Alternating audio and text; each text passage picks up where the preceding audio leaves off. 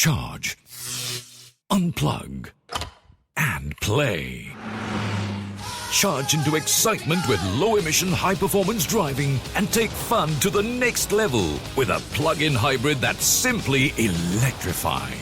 The BMW 5 Series plug-in hybrid, now at just 0.33% financing rate and with attractive rebates. Discover joy electrified at www.bmw.com.my today. This is a download from BFM 89.9, the business station. It is Fun Friday. My name is Jeff Sandu, and today's show we're taking a look at some of the technology that is helping us to strike back at coronavirus. And according to MSP's Matt Armitage, it is time to fight the fear. Matt, one of your dark cloud in the silver lining moments, I guess? Hey, Jeff. Maybe actually the opposite way around for once, like a real boy. This week, we're looking at how science and technology is both responding to and being shaped by the extraordinary challenges that it's facing during the COVID-19 pandemic. We'll also have a look at some of the breaking stories on this subject in Geek Squawks after the show. So I'm probably not going to make as many dad jokes this week. Over the last few weeks, we've heard one phrase repeatedly, and that is respect the science. We've heard it from people who've never actually respected the science before now, but now is obviously not time for that discussion. But while it is important to respect the science, you also have to remember that the science itself isn't fixed or static. In what sense? Well, we have this idea that science as a term is this fixed thing, like 2 + 2 = 4. And we do have a lot of truths and proofs in science. And it is important for everyone to remember that I am not a scientist. But when we find ourselves in situations like this virus, we have to remember that the information about it, the way that the virus behaves, and how we need to act in response is also evolving.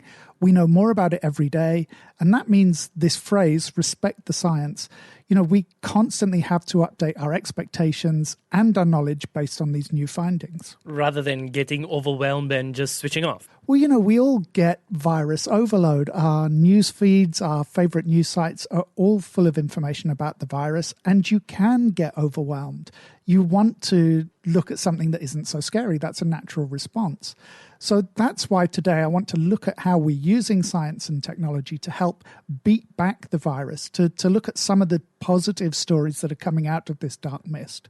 So I apologize if some of the stuff we talk about today you've already heard on BFM or from other sources, but I'm just trying to bring some of these kind of emerging success stories back into one place. All right, so where should we start? Well, let's start with fake news. So I got sent something this week about various foods and their pH levels and how eating foods of certain pH levels might ward off the virus. If you believe in those kind of holistic cures, that's fine. But this is a time for facts rather than opinions. So when we're sharing information, we should get back to that idea of that phrase, respecting the science. All right. And to give people some context, how damaging can fake information be? Well, there was a really sad story that came out earlier this week. It was about a couple from Arizona. They took a chemical called chloroquine phosphate, which they believed would help to protect them from the virus. President Trump had made an announcement the previous week that an anti-malarial drug called chloroquine had been approved for use against the COVID-19 virus. And it turned out it hasn't. The testing is still ongoing. Now, chloroquine is an approved drug, but it's not been approved or indicated as useful in slowing the development of this particular virus. So that relatively small understanding of that overstatement may have prompted the couple to take their own supply of the substance, which led to the husband dying and his wife being admitted to hospital for critical care. Now, it should be pointed out that the substance they took was not actually a medical product. It was a different formulation that was designed actually for cleaning fish tanks. Ouch. And that goes back to what you were saying about the kind of messages that are getting passed down around on social media? Yeah, it's really important important not to self-medicate. Don't pick up on some at-home treatment that you've seen online or on social media. Certainly don't start taking strange products because they have some of the same chemical components or compounds as a drug you've heard about on TV or the radio or wherever. There are lots of things that contain water that are completely poisonous to us.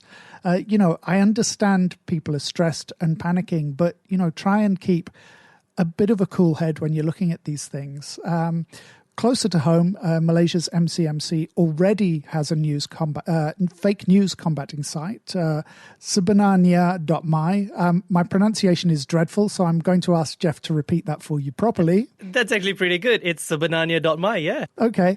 Well, the website has launched a Telegram messaging account. So if you don't know about Telegram, it's a private messaging client, a bit like WhatsApp.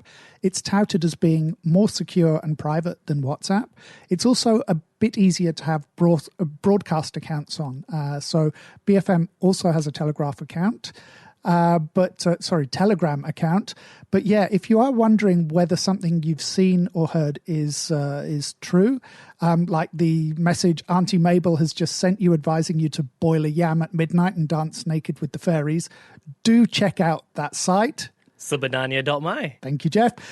So sticking with Telegram, Malaysia's version of the CDC, the CPRC, has been doing a fantastic job of putting out information during this crisis.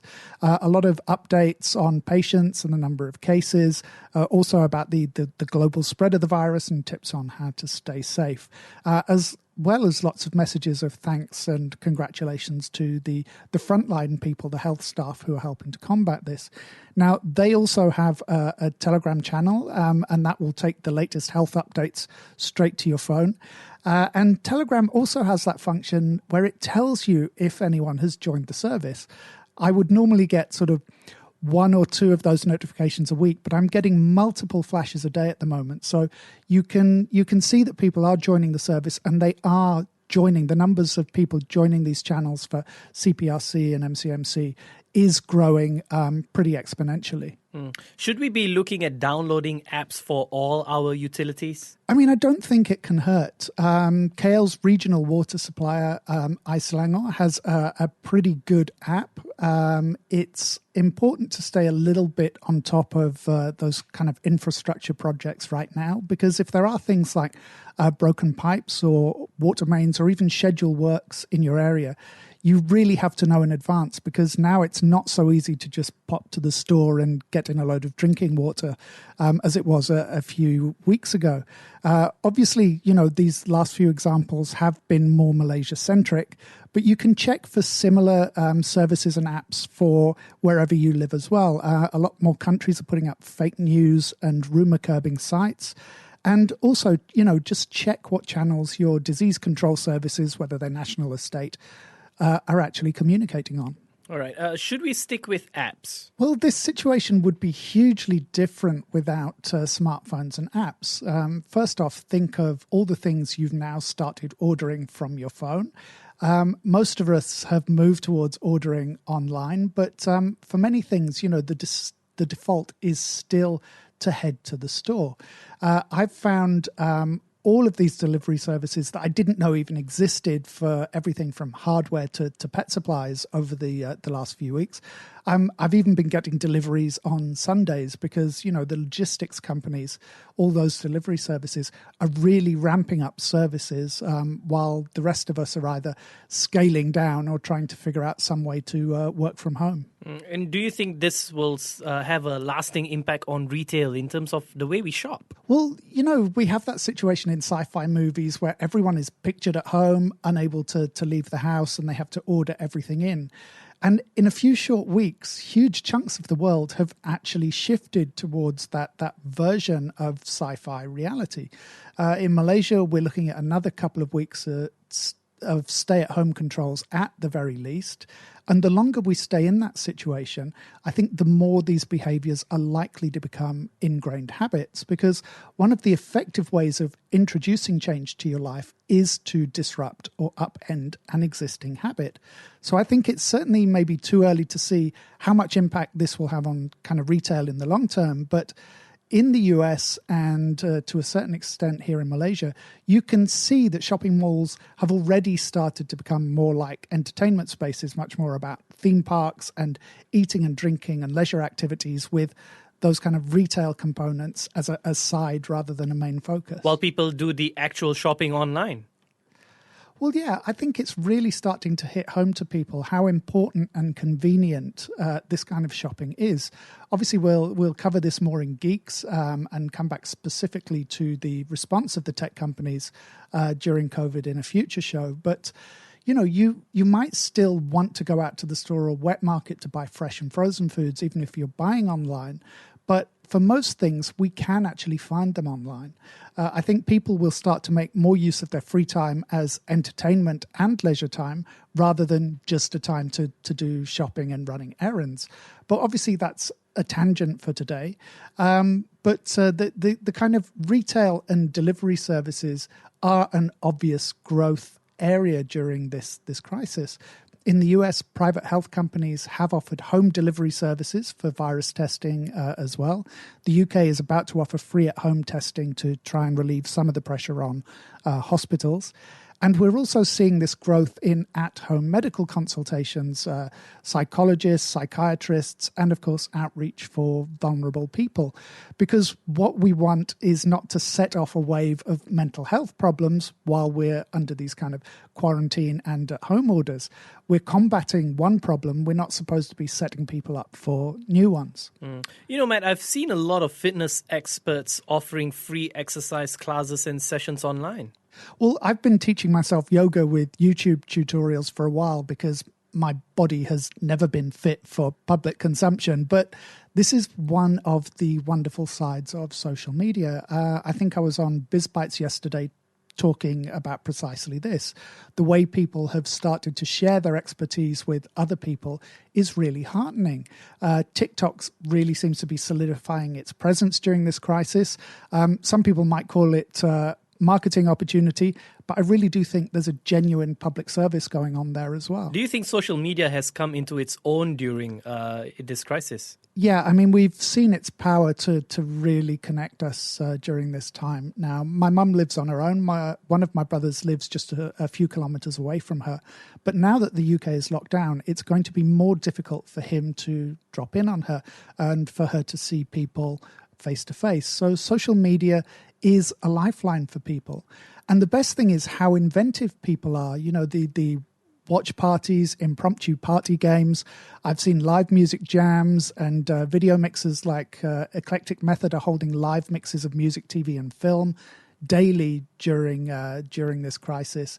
And we've also seen the resurgence of gamified video chat apps like House Party, where you can chat with friends while taking part in quizzes, you know, all of that kind of thing. That was a massive hit in 2016 when it came out, but it kind of died down and went a bit quiet. But it seems to have really found its groove and come back for these stay-at-home times. When we come back, a little more app and a lot more tech. We'll be right back. BFM 89.9. Big Friendly Matcha. BFM 89.9, the business station. And we're back. It is Fun Friday together with me, Jeff Sandhu, and Culture Pop's Matt Armitage. Matt, now you've promised to move away from the phone in the second half of the show. Well, to move away, we have to first obviously stay put. So first, have a look at all the apps that are on your phone. I spent hours deleting unused ones the other day, but I also found a lot of old games that I'd forgotten about. And I've been happily connecting dots and spelling words in my downtime the last couple of days. And without plugging BFM, well, I'm just plugging BFM. Now is a great time to explore and catch up on some of those podcasts that you might have missed, as well as books and other non-screen activities that you keep promising yourself that you're going to get round to. But I do want to stick with phones for a minute and location apps. So we mentioned on Geeks, I think a couple of weeks ago, a Korean app that is being used to help track the spread of coronavirus in South Korea. In China, the health code system is being extended through apps like WePay and Alipay, and users are actually given a score based on their travel history, their medical conditions, and their potential exposure to the virus. Some stores and restaurants won't let customers in unless they have a positive score on the app, which grades you on a curve, I think, red, yellow, and green being the better one. And we're starting to see similar apps springing up in other countries like Hong Kong and Singapore. And again, more on those in Geeks later on this morning. Should we be concerned about the privacy aspects of sharing phone and location data? Yeah, but I think, maybe we should start worrying about that tomorrow rather than today. If you look at earlier attempts at tracing epidemics, the studies thrive on information. And I think we're in a situation now where we all kind of have to pitch in, even if it does leave a bad taste in the mouth.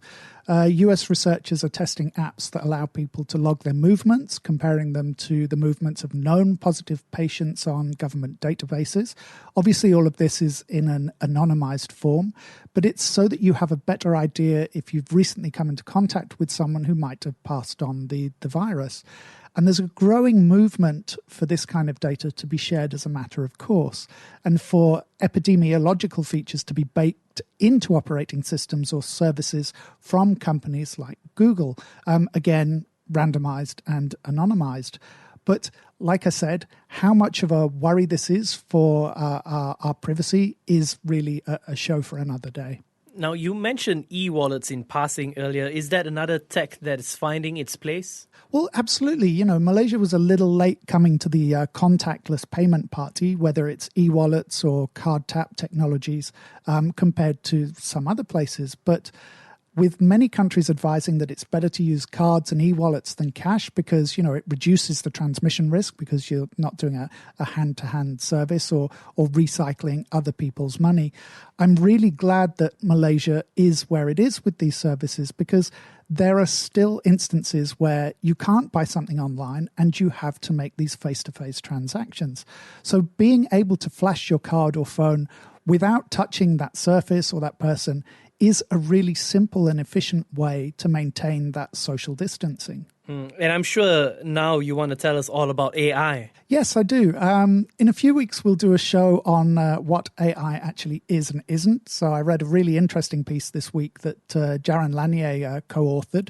But you may have noticed a marked reduction in customer service for a lot of online services over the past few weeks. We're becoming a lot more reliant on chatbots as a way to obtain information from agencies and services during this time, especially as those services have extremely stretched resources. So the use of these little scripts allows staff to be freed up for frontline operations. Can you give us a specific use case? Well, as you can imagine, it can be used in a lot of different applications. Just this week, Microsoft announced that it is teamed up with the CDC in the US to produce a coronavirus self-checker chatbot. That's really hard to say. For people to determine whether they should head to the hospital, the AI will suggest different courses of action according to the symptoms the user describes and will give tips on how to treat the illness at home. It's currently handling a volume of 1 million requests a day. So, as I said before, just think of all the health professionals and operators that 1 million requests actually represents. Now, we've talked about the AI modeling of the virus already. Yeah, on Geeks, I think we talked about the Canadian company Blue Dot and its epidemic mapping software. But machine intelligence is also being put to work to help find a cure. So we've mentioned before that systems like Google's DeepMind can be put to work in decoding the character of diseases. And currently Google is using DeepMind to try and better understand the proteins in the virus with a view to making these findings public so that other researchers can plug the results into their work. Another company, Benevolent AI, is taking a different tack. It's using its machines to look at already existing drugs and treatments and suggesting the ones that might have some use in the fight against this disease. But more than that, we're seeing supercomputers being used to speed up the processes by which cures can be developed and make it to the human trial stage. So in China, companies like Tencent are working with medical research teams to model solutions and run calculations at a turbocharged rate. And then there's the surveillance aspect. Well, yes, a lot of this technology has been pioneered in China, but we can expect to see it spreading more widely across the globe. One example is the head-mounted infrared smart cameras that notify the wearer if a passerby has an elevated temperature. But it's the remote and AI-powered systems that are actually the most impressive. You know, as I said, we'll deal with the scary aspects of them on another show, but a Chinese company called SenseTime is deploying autonomous temperature monitoring services at locations like schools and community centres. The company also says it can combine it with facial recognition technologies that can even detect with a high degree of accuracy the identity of people wearing masks. And, you know, one of the issues that we've seen here in Malaysia is people attending places or events that have later turned out to have fueled these clusters of the virus. And some of those people refuse to identify themselves and go for testing and tracing to find out if they could possibly have passed the virus on to anyone else. Now, obviously, all of this is very draconian. I'm still in two minds whether it is justified. But you do ask yourself, what is the alternative? We've seen what happens in countries that are more liberal about their lockdown or virus battling approaches, and, you know, the kind of escalation of the virus we've seen in those places. Mm-hmm.